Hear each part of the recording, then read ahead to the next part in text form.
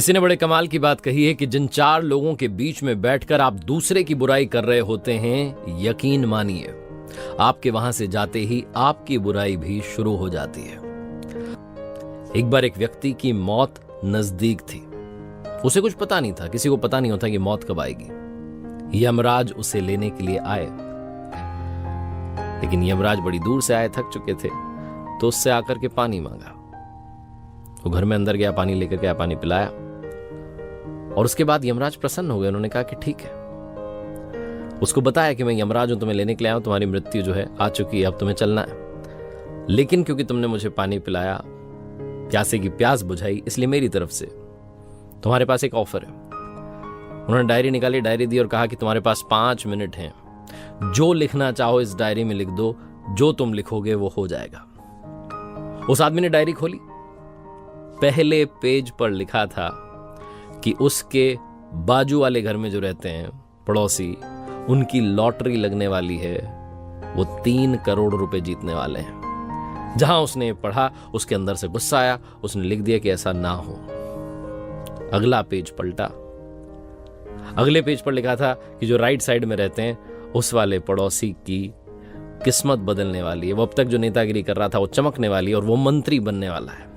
इसको फिर लगा कि ये क्या, इसने फिर से लिख दिया नीचे कि ऐसा ना हो। अगला पेज पलटा तो लिखा था कि जो सामने वाले मकान में रहते हैं उनके घर में नई गाड़ी आने वाली है। इसने नीचे लिख दिया कि ऐसा ना हो, उसको गाड़ी नहीं मिलनी चाहिए, वो इसी लायक है कि 2 व्हीलर पे घूमता रहे। अगला पेज पलटा तो उस पर लिखा था कि इसके बॉस का प्रमोशन होने वाला है, वो सुपर बॉस बन जाएगा और ऊपर जाने वाला है, हायर रैंक मिलने वाली है। इसने लिख दिया वो तो डिजर्व ही नहीं करता, उसको कैसे मिल सकती है, ऐसा नहीं होना चाहिए। उसका अगला पेज पलटा, बारी इसके लिखने की थी, इसे लिखना था अपने बारे में, लेकिन तभी यमराज ने पेन जो था छीन लिया और कहा 5 मिनट खत्म हो गए।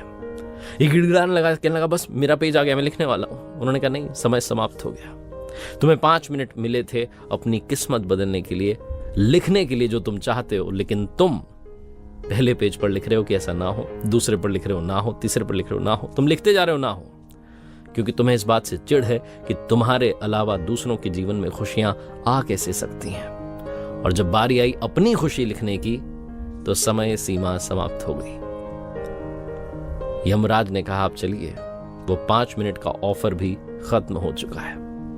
बहुत छोटी सी कहानी है, लेकिन ये लाइफ का सार समझाती है। इसलिए इस कहानी से सीखिए कि जो टाइम है उसका सही इस्तेमाल कीजिए।